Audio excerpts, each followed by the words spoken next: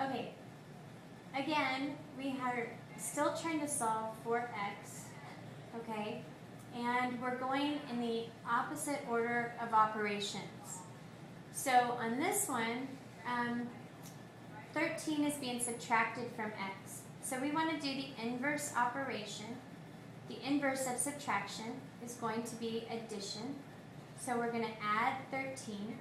And what we do to one side, again, we have to do to the other side. I'm going to draw my little line here so I don't get confused. Okay? And now, if I look at negative 13 and a positive 13, they just cancel out. And I'm left with x. I'm going to bring down my equal sign. And now I just simply have to add 27 plus 13, and I get 40. So that's my answer. I can go back here, and I can say 40 minus 13. Does that equal 27? And yes, it does. So 40 is my solution. Let's try another one. Let's look at one using division. So here I have x divided by 4 equals 6. Well, originally I told you to get rid of anything that could be added or subtracted first. But we don't have anything because this is a single step equation. So in the opposite of division, and that's what this fraction line means, division. The opposite of division, or the inverse operation, is multiplication.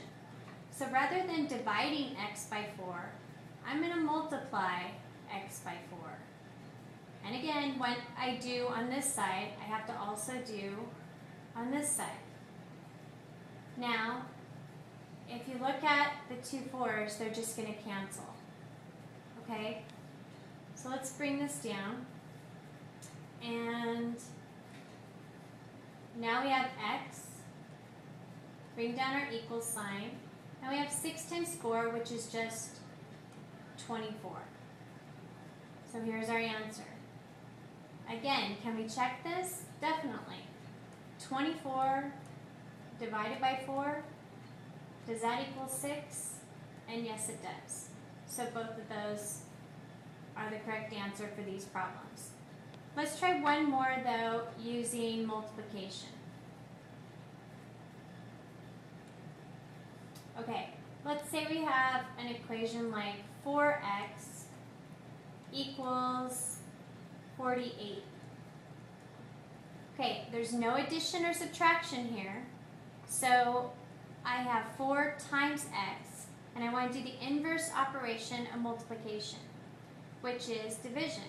So I'm going to divide this by 4 and divide this one by 4. Again, the 4's are going to cancel out.